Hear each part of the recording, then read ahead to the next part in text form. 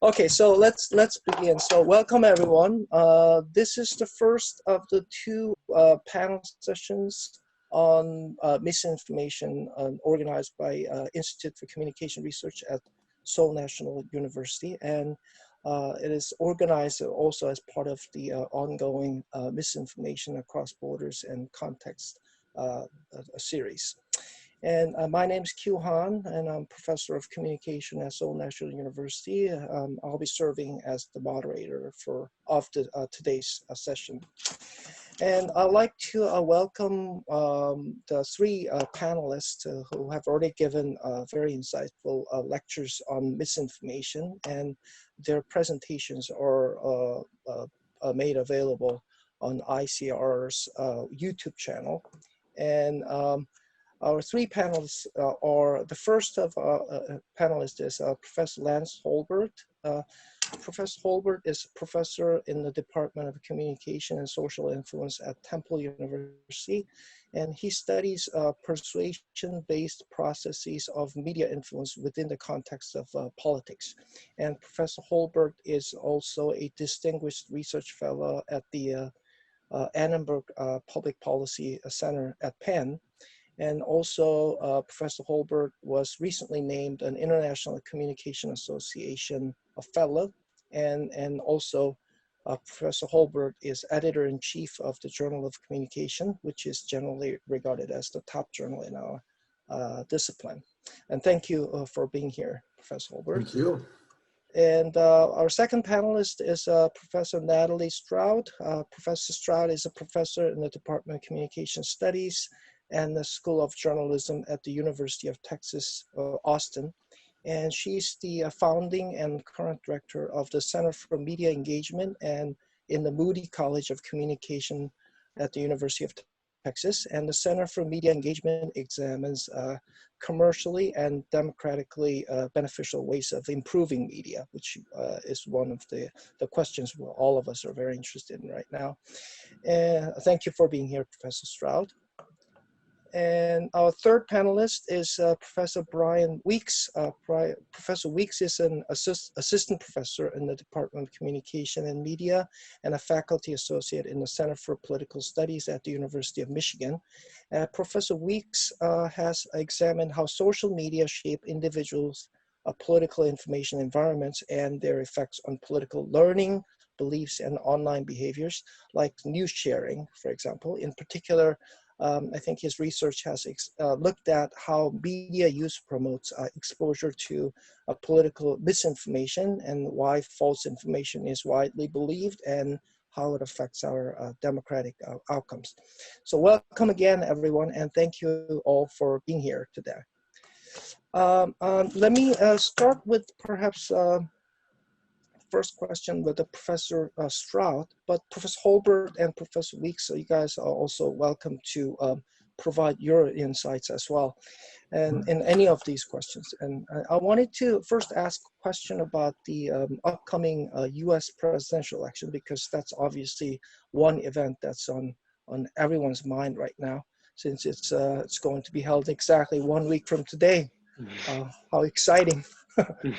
So my first question is, how would you actually assess the severity of problems arising from the spread of misinformation and fake news in American politics in general, and also in relation to the upcoming election in particular? Do you see misinformation or fake news having a big impact on voters in the eventual election outcome in 2020?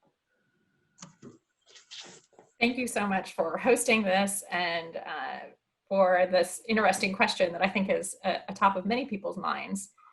So a couple of responses to this. The first is, I think that there are some indications that we should not be concerned. So for example, if we look at Hunt Alcott and Matt Gensko's work with respect to misinformation, they suggest that fake news, even though it was seen by plenty of people, it didn't have much of an impact in the overall electoral outcome. And another reason to potentially not be concerned is if you look at how the platforms are performing with respect to widely known fake news sites, they're more successful now than they were in 2016 at minimizing exposure to that misinformation. With that said, and we could enumerate some other reasons why we might not need to be concerned, but I am still concerned. And I do think that there is a potential for effects on the electorate. And I'll just name a couple of areas in which I think that's possible.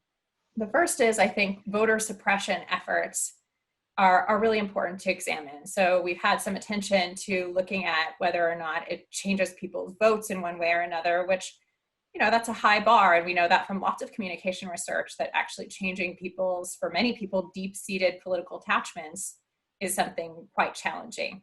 However, increasing people's enthusiasm or decreasing it, or giving them truly false information about where they can vote, when they can vote, or how they can vote, I think that's worrisome. And I think we need more intense research examining how much of an effect this has.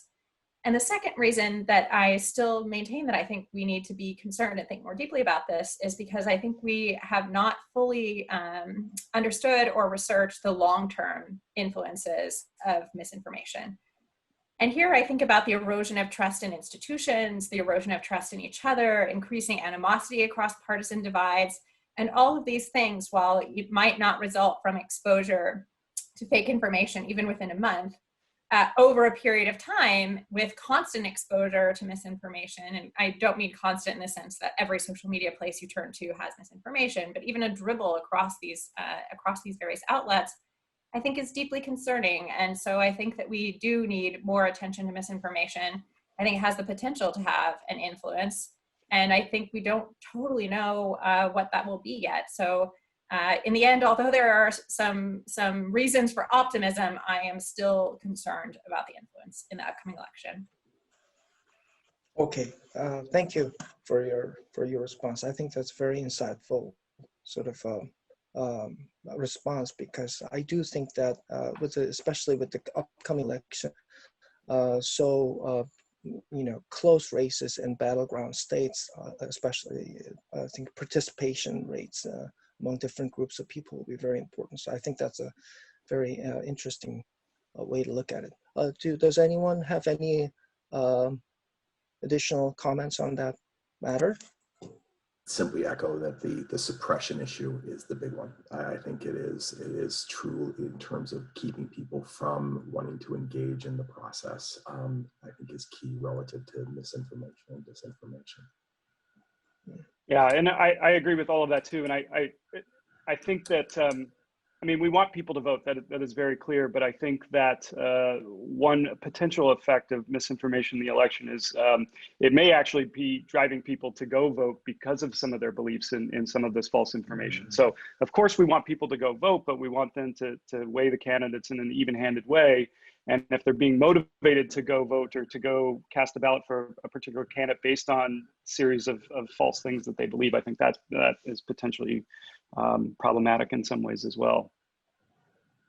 Okay, right. Well, I guess in a week we will find out soon enough.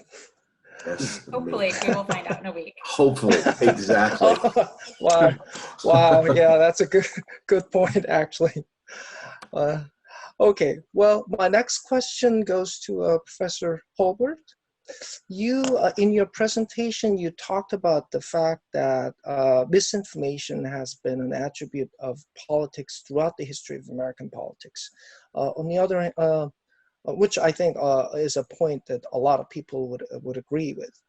On the other hand, also, there are certainly some new, I think, political and technological developments that may have made things a lot worse than they could have been if they weren't really there. So, for example, the two things that come to my mind is one is on the political side, obviously political polarization and increasing political polarization, and technology side, perhaps the rise of social media that come to my mind.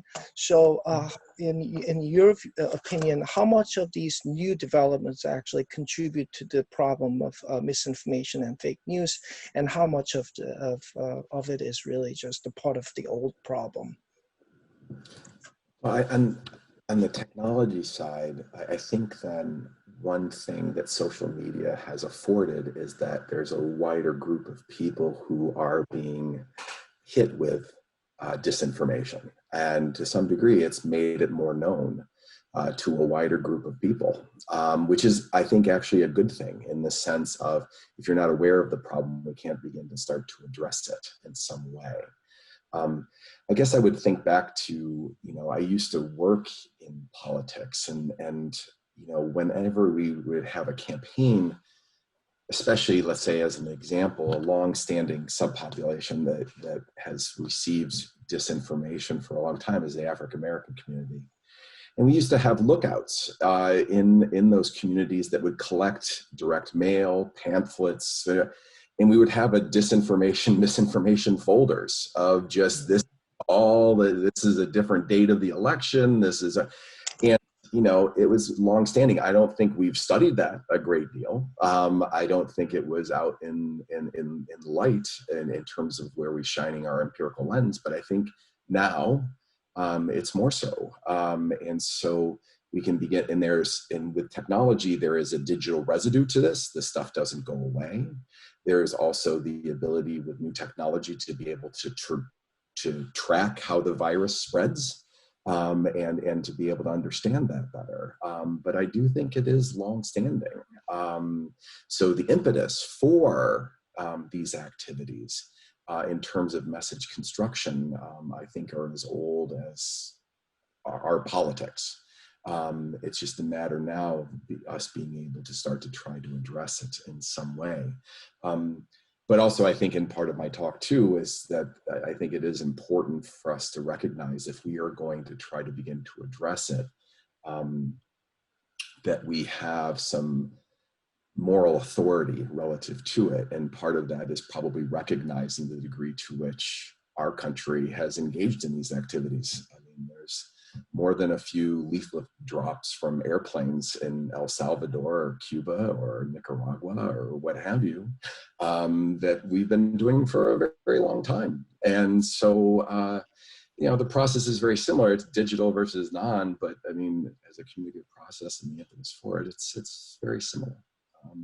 But I think now too, I would say the other thing that we see is that some of the changes have to be relative to education. I mean, I think that, this has shown an education divide and who is prone to being susceptible to disinformation.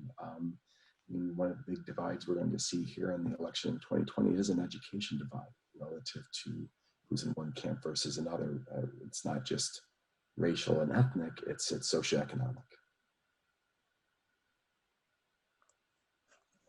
So do you guys see, some of the social media outlets like Facebook or Twitter getting bad name for spreading misinformation is a little bit unfair for Twitter and Facebook, or do you think it's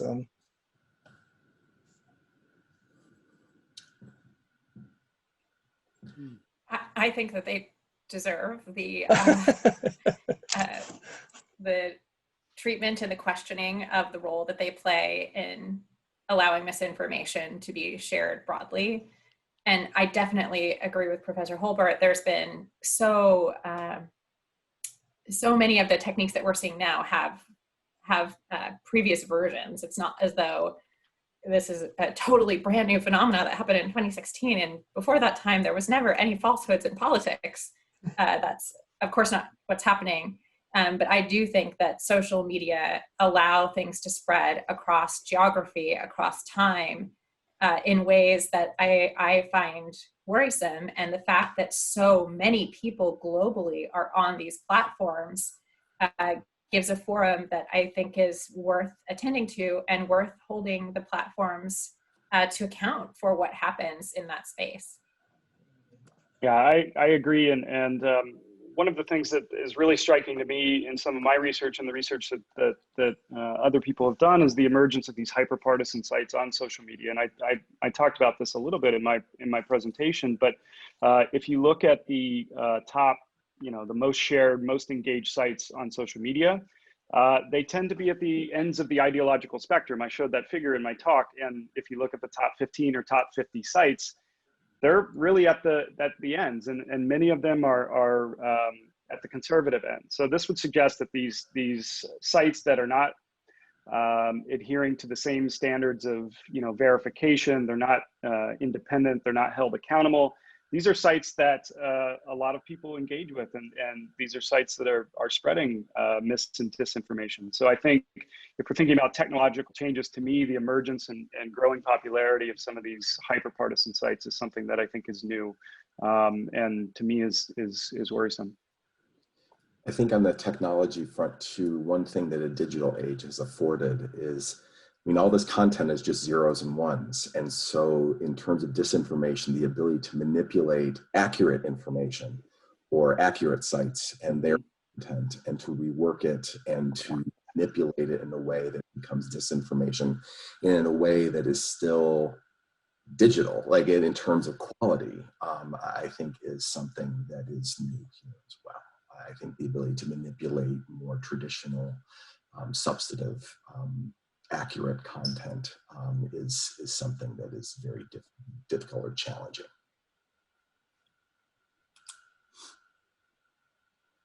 Well, I guess that sort of naturally leads to my next question, I guess, is the why do you, Brian, you mentioned that the YouTube channels attracting most number of subscribers are the most extreme sort of political, the ones with the most extreme political views. And why do you think that is? Is that does it have something to do with the just nature of voters, or does it have something to do with the landscape of media outlets in the United States? Because we're pretty much witnessing the same thing in Korea as well. I just recently did a study on that topic, and we're witnessing basically the media outlets on the two extremes are YouTube channels, and all the other sort of conventional media fall in the middle. And why do you think that is? I think here in the US, part of it, and Professor Stroud mentioned this earlier, sort of growing distrust in institutions in the United States. And one of the institutions that I think is seeing some of the highest levels of distrust in the last 15 to 20 years in the United States are media outlets, and in particular mainstream media outlets that tend to provide more balanced or central coverage rather than more ideological coverage. So if there's growing mistrust in these sort of more centrist outlets, people are going to look for alternative sources of information. And I think what these hyper-partisan sites, particularly on social media, are doing are offering people kind of a home that in many ways reflects their distrust of institutions, their distrust of the media. In many ways, it plays on their fears, whether they be based in, ideology or racial identity or religious identity. They're giving people kind of fuel in some ways that is playing on their existing concerns. And I think for a lot of people, this is attractive, and it's a place where they feel like their beliefs are welcomed. And so I think that's part of the reason why these hyper-partisan sites have seen so much engagement. It's really quite incredible if you look at the numbers. I just think that it's a place where people feel they can go and be with like-minded others. But do you guys also feel as if that has something to do with the landscape of the media outlets in the United States or places like Korea, for example? Like what I've sort of witnessed in Korea is when there were conservative governments in power, and between 2008 and 2016 or so, basically Twitter had become a venue for all the liberal sort of voters. They would use the Twitter for political messaging, and disproportionately large number of liberal voters actually use Twitter, whereas now a disproportionately large number of conservative voters are turning to YouTube in Korea, because since the liberal government as liberal president has come in office. And do you think that has to do with the social media serving the role of sort of an alternative media that the mainstream media don't, that provides the kinds of views, they offer the kinds of views that the mainstream media don't necessarily offer as much?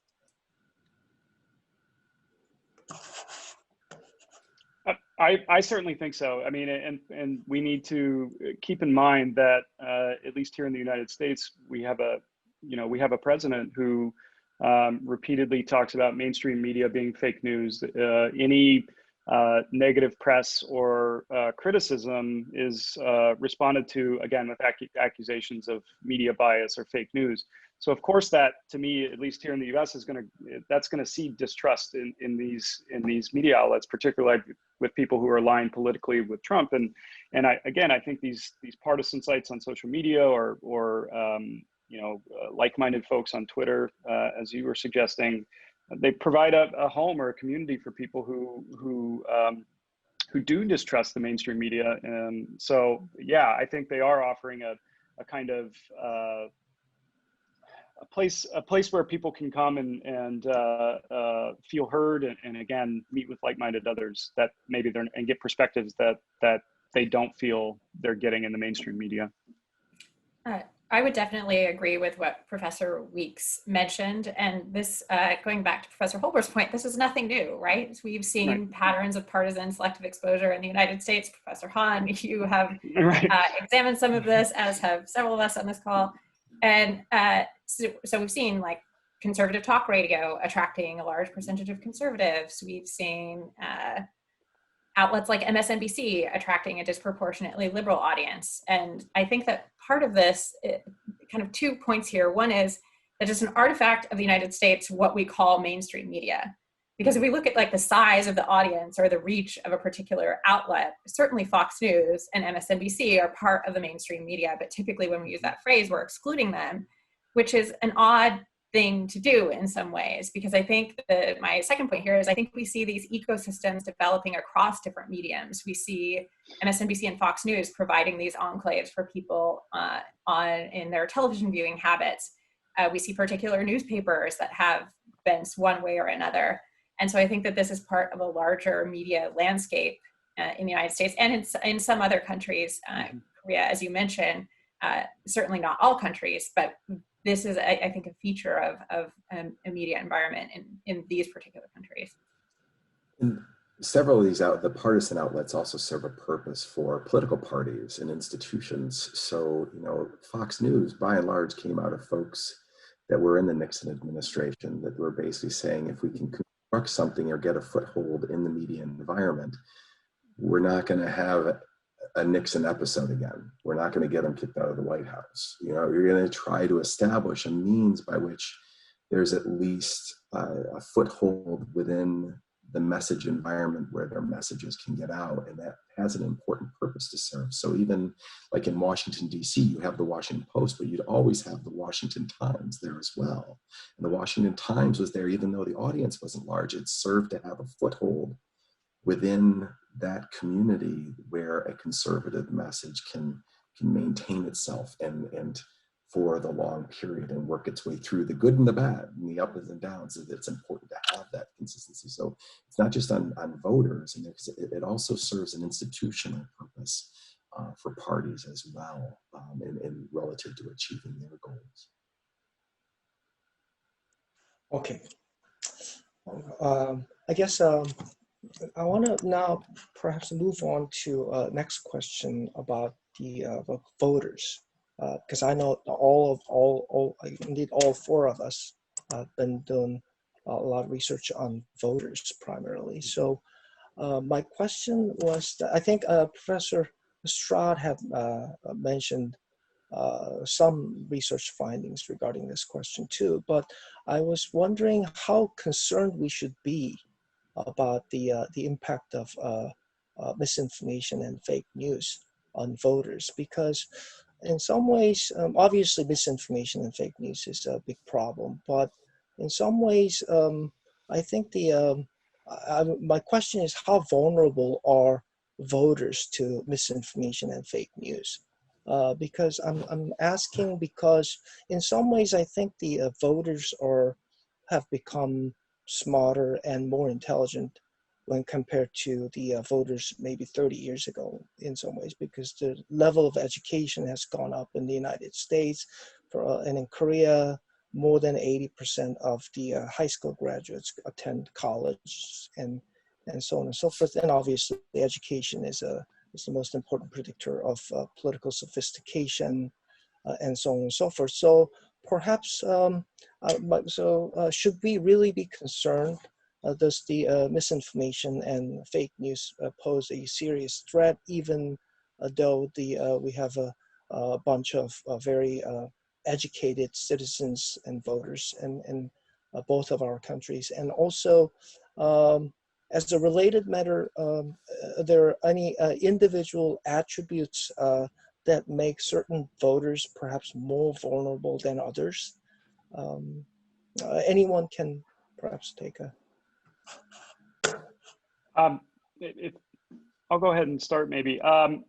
So if you would have asked me this question 8 or 10 years ago, I think I would have a different answer than I do now. And my answer is that I think voters are very vulnerable to this. I wrote some numbers down. We have a study that's in the field right now, a survey, and we got the first wave of data back, and we asked people a bunch of questions related to false beliefs, and just some descriptive statistics here. And this is very close to a nationally representative sample in the US, but 45% of our sample believed essentially claims of corruption between Joe Biden and Hunter Biden in Ukraine. 25% of our sample believed that essentially the central claim of QAnon is probably true or definitely true. And 47% believe that Trump purposely slowed down mail to help him win the election. So these are not small percentages of voters who are at least willing to endorse some of these claims, or at least say, yeah, that might actually be true. So that is very concerning to me. And I suspect that if we would have asked this again 10 or 15 years ago, we might have gotten a slightly different answer. And so this is problematic for me. And it's not problematic because as Professor Stroud was saying earlier, I don't think this is going to change a lot of people's votes or how they vote. But the reason it's problematic for me is because I think it is pushing us towards an even further polarized electorate. And in doing so, I think it's just going to make it harder and harder for us to find common ground, to agree on what is true and factual. And you mentioned individual differences. What this means, I think, is that people are always evaluating political information through partisan or ideological or group-based lenses. And to me, that is the big problem, that it's just pushing us further and further apart. I agree wholeheartely. And the idea of, well, won't education or some form of political information save us all from this? A number of years back when I was doing some analysis for my book, Niche News, I really wanted to find information effects. So I wanted to show that if you consume partisan media, that this will then lead you to have biased stores of information that either support the left or the right. The knowledge questions that I had didn't really lend themselves to that analysis, so I didn't end up finding that, although I still think that's probably the case. But what I was able to examine is whether or not having stores of knowledge influences whether you look at this partisan media in the first place. And it turns out that people who are more knowledgeable are more likely to look at these partisan sources of information. And so if this really were going to save us, wouldn't we anticipate that people with higher levels of education or greater stores of political information would go to more of these mainstream, hardcore, factual-based sites or other media sources and completely avoid these very partisan outlets? But that is not what we find. Education and stores of political information push people to go to these partisan sites. They're far more likely than those that hold similar partisan ideals and have lower levels of information. And I think part of it is because when people gain information and education, you gain a sort of ability to counter-argue, to play with claims in a way that allow you to support your beliefs and make you less impervious to attempts to sway you one way or another, and make you have the mental agility to find your side always compelling. And so I sadly don't think that it helps. And when I give a lecture about this to my undergraduate students, I always say to them, and being a university professor, this part is horrible for me, because what if what I just did to you in this class was in fact made all of you more partisan, more polarized, and more likely to consume partisan media? And they always leave kind of like, oh gosh, this is very meta today. So that's, I unfortunately don't think it cares. Yeah, I think in terms of education, it's really, at least in the US, it's really not just the number of years of education and the way we operationalize it. It really is the quality of it. And so, I know it's basic civics knowledge, but the Public Policy Center at UPenn does an annual survey just asking people to name the 3 branches of government, and it's a minority of students, of citizens are able to do that.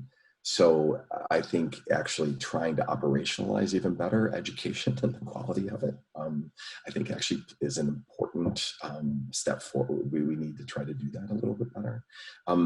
Relative to all of this dynamic though, as much as I'm worried about the election and where this is going to go, I am actually more worried about what's going to be afterward, regardless, because I think the idea of a lack of consensus and long ago in the the 1954 voting book, they talked about total politics and this idea that in an age of total politics, which they didn't think that they were witnessing, but they were like offering a cautionary tale about this idea of total politics, is that the ability to have consensus on anything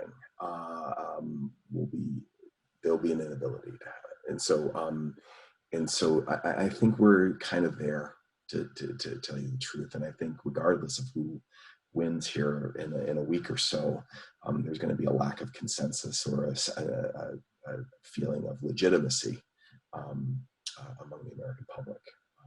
And that deeply troubles me. Mm-hmm. Wow. You guys are really painting a really scary picture.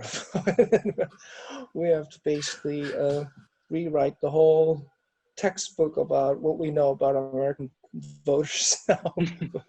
So, wow, well, I mean, I guess, I've come back to Korea about 12 years ago. But when I was leaving the United States, I never thought that we were going to be talking about, presidential candidates not accepting the election outcome and stuff like that. So I guess what you guys are talking about make a lot of sense, and it makes me think that a lot of things have changed in the past, 10 years or so, really rapidly. So, okay. I think the rapid nature of it is what is unnerving to people. Yes. That's part of like how quickly some of these changes have taken place. Yes, definitely. Okay, I guess moving on to perhaps some of the next other questions. I was also wondering then, what would be sort of the best way to prevent the spread of fake news or misinformation? And I sort of asked this question earlier. Do you think that social media companies are doing enough to stop the spread of misinformation or fake news, and also should the governments around the world regulate social media? And if so, how could they do it, or how should they do it?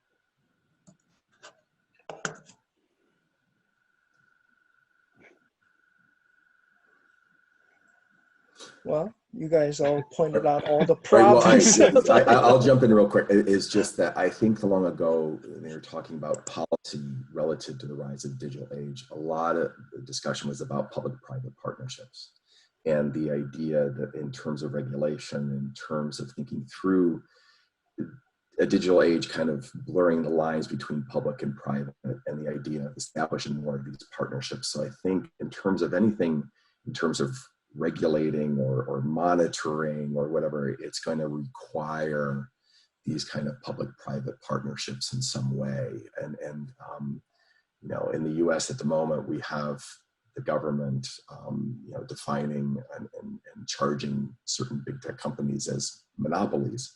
And regardless of legal, it's not a good sign of a partnership, I would guess. Mm-hmm. And so I think one thing that's important is the idea of thinking about public-private partnerships. Yeah, I would echo that, and I think that you know, one of the conversations that's been had, particularly related to social media companies, is that many of these social media companies have policies in place, existing policies related to mis and disinformation, fake news, hate speech, and things like this. But it's clear that they're not evenly applied or enforced equitably. In particular, it seems like there has been reluctance to enforce these policies with regards to elites or politicians, both in the US and abroad in other countries. And I think, you know, if we're thinking about what social media companies can do, that is a potential first step to make sure that, you know, if a leader of a country, for example, says something that's blatantly false or blatantly a lie, then they enforce the policies that are in place. And so I think that could be a potential first step, because I think on social media, at least, a big part of this is elite-driven misinformation. And so tackling that, I think, is one potential way forward. And I would add to this conversation that I think it's impossible for us to completely eliminate misinformation and disinformation. It's just not possible. It's a bit of a cat and a mouse game as we get better at detecting and reducing one form of misinformation, a new form pops up. So I think that part of the long game of this is always going to be figuring out how to inform people after they've been exposed to misinformation that has in fact happened. And I think here we have lots of room for improvement. Professor Holbert and his collaborators had the wonderful meta-analysis suggesting that fact-checking can be effective, but it's by no means a perfect solution. And so I think iterating more on how to improve upon fact-checking so that people pay attention to it and remember it, I think, is a really important endeavor for all of us, frankly. And then in terms of the social media companies, I am a very strong proponent and believer in increasing the accessibility of information that they have for academic uses. I think the more data that are shared with academics, the better we can actually help them. So I actually think that there's a benefit to the companies of doing this. I think that it would be broadly interesting to many academics right now to start working on voter suppression models and figuring out where that information is coming from and how it can be countered. And so just the more we can have social media companies working in partnership, to Professor Holbert's statement, with academics, I think that there's a net benefit to everyone. Mm-hmm. I would echo that. The transparency, I think, is really important here. In all of the ways that Professor Stroud outlined, but also thinking about things like algorithms and how information is fed to people. I think that is extremely important. It's also important to recognize, I think, what Professor Stroud was saying of, like, it's never going to go away. I think this is very similar to, like, I think about, like, of tax reform. Like, you create certain tax policies, accountants figure out where the loopholes are, pay taxes, then you have to go and create new tax policy and new tax laws, and then they'll find the loopholes and they go, and so it's just going to be constant. This is just part of the process. So I think it's a very similar dynamic here. People are going to find ways around things, and we have to then detect it, and then they're going to find new ways. And it's just going to be this, let's just say this is going to be for the long haul. And this is just going to be part of the dynamic. It's a very interesting analogy. I guess that conversation leads to naturally to my next question, which is about the fact checking, because a few of you have already mentioned the fact checking and the effectiveness of fact checking and stuff like that. I was wondering, well, I guess there are two questions. One is, how should we do the fact checking? But the question that I was even more interested in was, who should be doing the fact checking? Because I'm asking because, especially in Korea, a lot of the news organizations have been doing and providing fact checking. But the problem is in Korea, I did a study in 2016 where I asked respondents about their trust in different social institutions. And what I found out was the Koreans actually trust the, for example, Samsung more than major news outlets. And what's even more surprising was the conservative news consumers, they trust Samsung more than conservative news outlets. And even liberal voters, they actually trust Samsung slightly more than liberal news outlets. So the fact of the matter is basically Korean citizens do not seem to acknowledge the news media as a watchdog of our society anymore. But nevertheless, they're actually providing most of the fact checking in Korea. And I don't know if that's still the most effective way of doing fact checking. I know that some of you have done empirical research on fact checking and stuff like that. So I was wondering about your views on this matter. So at least in the US, I mean, having something like factcheck.org and its value, not just at the individual level and individual level effects, but I think there's also an important macro social component that it plays, and that there is a place where, we recognize that facts are important, and that they actually do outline, here are the processes and procedures by which we judge what is accurate versus inaccurate information. And I think that has a huge macro social influence.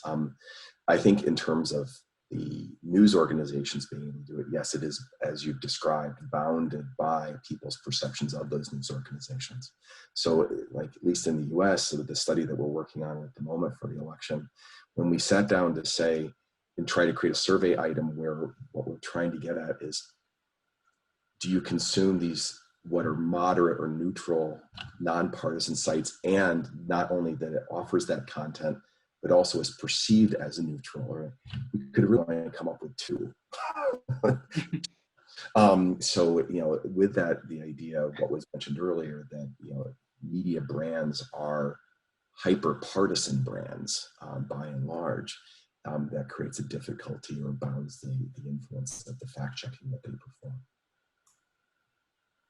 I would add, with a collaborator, Jay Jennings, we were doing some work looking at what if you attribute the fact check to different organizations.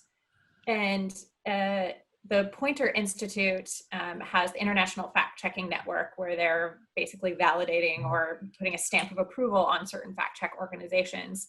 And one that they had given approval to, essentially, is the Weekly Standard, which is a conservative leaning magazine.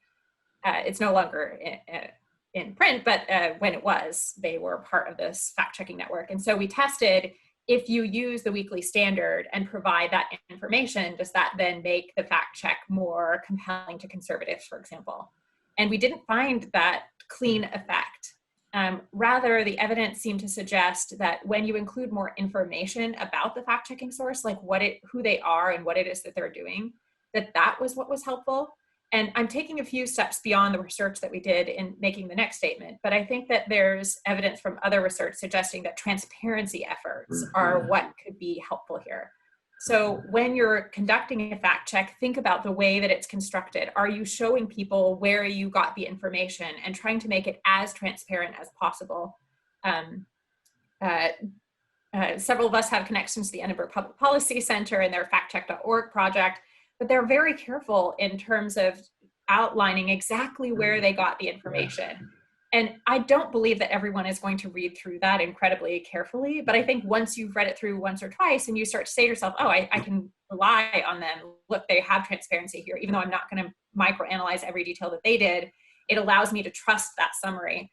And so I think further exploration of what makes fact checks compelling is a good thing to do. And I think that transparency is the key to helping this enterprise further. Yeah, and I would echo what my fellow panelists have said. I mean, I certainly agree that organizational or fact-checking organizations like the ones we've discussed, factcheck.org and PolitiFact, these certainly perform an important role in our media environment. But I think, as Professor Stroud alluded to, research suggests that people are just not seeing them. So some work by Andy Guess and others has shown that the amount of people who actually see fact-checking articles or click on them is extraordinarily low. So the problem to me is having people be exposed to some of these fact checks. And I think that's maybe where local and regional news can help out, because people are, people still do look at their local and regional newspapers less than they used to, but to some extent they still do. So journalists at that level, I think, potentially have an important role to play in providing fact-checking information. And I'm hopeful that news organizations are thinking about this, and because I think that's one potential place where we could get more eyeballs on fact-checking messages. And just sharing, if I might, just a really quick additional piece of research. We've been doing some research looking at social media platforms and how people encounter fact-checking information on social media. And there, I think we're stumbling upon kind of an interesting finding, which is, if you use more clickbaity headlines, so like asking people a question, that doesn't seem to attract that much more attention. And the thing that's really wild is it doesn't lead to more learning or more retention of the correct information in comparison to headlines that are more things like refuting a false claim. And so I think tailoring this by medium is also really important. And on social media, you literally have just a tiny headline and that's it. And most people aren't going to click. So I just would so second what Professor Weeks is saying. I think we've underplayed the attentional aspects of fact checking. And as I mentioned in my talk, I think that's just the attention part of this is so critical. Okay, that's a very useful insights that everyone has provided.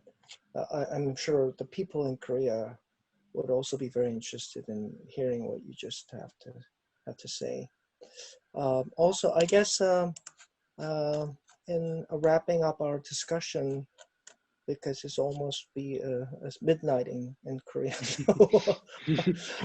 My last question for everyone is: we started off this conversation with a question on the upcoming U.S. presidential election, and I guess we will wrap up this conversation with a question on the U.S. presidential election too. I guess my question was, what sort of lies ahead for misinformation and fake news? Do you think it's the problem is going to get worse in the future, or you think it'll actually get better in the future? We're sort of moved on to because I guess what I have noticed in this election. This upcoming election, I guess 2016 U.S. presidential election is really the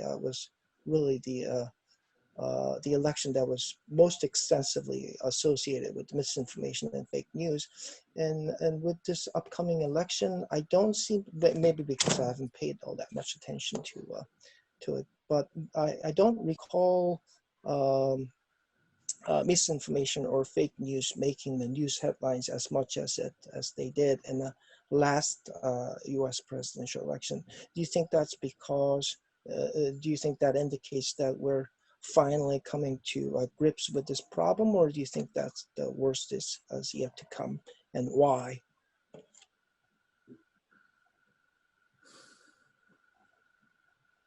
I mean, there's certainly some signs that may indicate that this problem may get worse because, according to a lot of political research, obviously the degree of political polarization is actually, I think, is becoming worse.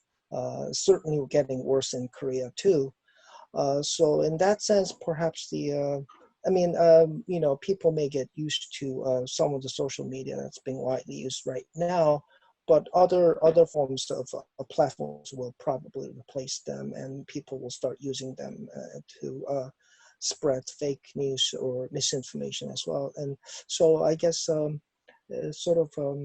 there are forces pushing in different directions now, I think. So what are your thoughts on this question? I'll maybe just offer a brief reflection, which is I think that this is an issue that will probably ebb and flow. where one side, if we think of it as two sides, which is unfair, but if we think of it as two sides, I think one side will get better and then the other will get better. And I agree with the comments that several have made already that this is not something that's likely to go away. I think it's going to ebb and flow over time. And I think in terms of headlines as an indicator of the severity of the problem, I don't know that I would necessarily look to that to indicate how big or small of an issue this is. It's certainly one indicator, and it's certainly an important one because it reflects how much the public may be attentive to these issues, which, as you mentioned earlier, is a potential concern. But I would be hesitant to conclude that it's not a problem because of the amount of news attention. And I agree, I do think that it's a bit less this electoral cycle than the previous one, but I think that's more a function of all of the other things that have happened in 2020 to just rock the political and social fabric here in the United States. Yeah, I think maybe I have one point following Professor Stroud. I think I have kind of one point of a little bit of optimism and then maybe some pessimism. So I'll start with the optimism. There was a great book that I read when I was in graduate school. I believe it was by Carolyn Marvin, When Old Technologies Were New. And I love this book. It was a qualitative assessment of how people adapted when new technologies were introduced into the media environment. And I often think, and sort of the struggles and growing pains of these different technologies. And I often, when I'm feeling hopeful, I think about this in the context of social media. So this is really only the third, maybe the fourth election that we've had in the United States where social media is playing an important role. So in that way, I'm hopeful that maybe there's still a learning curve. And as Professor Hahn said, maybe we're getting used to it and better adapting to this new way of receiving and sharing information. And that, again, this doesn't mean that misinformation is going to go away, but maybe we'll get a little better at dealing with this. So that's my point of optimism. My point of pessimism is that I do feel that mis and disinformation, if we're comparing it to 2016 and 2020, in some ways I would say has gone more mainstream in 2020. It's incorporated itself. I think about the number of stories I read in large mainstream outlets about mis and disinformation. And it seems like it's not necessarily on the fringes anymore, and it's getting covered in mainstream outlets and to some extent almost normalized, which I feel is really problematic. And so that's probably that's my pessimistic view. So I don't, I'm not sure those two things are balanced, but I do have a little bit of optimism and quite a bit of pessimism. I would say that, just to add a few bits in terms of sources of disinformation, if foreign actors are finding this is a fairly cheap and effective means of improving whatever they're doing in terms of geopolitically, what have you, they'll continue to do it. But I think, once again, going along, the more we learn and the more we understand their ways and understand their processes and see this as ways to counteract, find out ways to counteract it, then it's not as effective, then it'll begin to ebb and flow along the way. But as long as it's been effective, which I would think that Putin would probably sit down and say, this is working pretty well, that they'll continue to do it. And I do think that the point about still us trying to understand the role of this technology, especially relative to other communication technologies, and the nature of this environment within elections, we're still feeling it out and what role this is going to play. But other new technologies are going to come along the way as well. So that will continue to evolve. Overall, in terms of optimism, I'm not the most optimistic person. So you all know me well enough for that. So we'll bound that.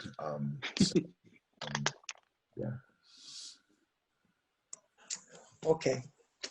I think this was one of the most useful conversation for all of our students and possible audiences on misinformation and fake news. Especially, I think the timing of this was very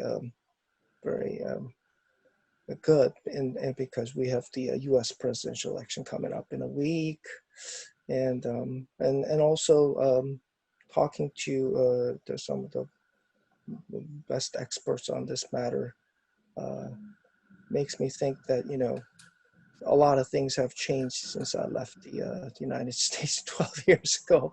I just recently sent a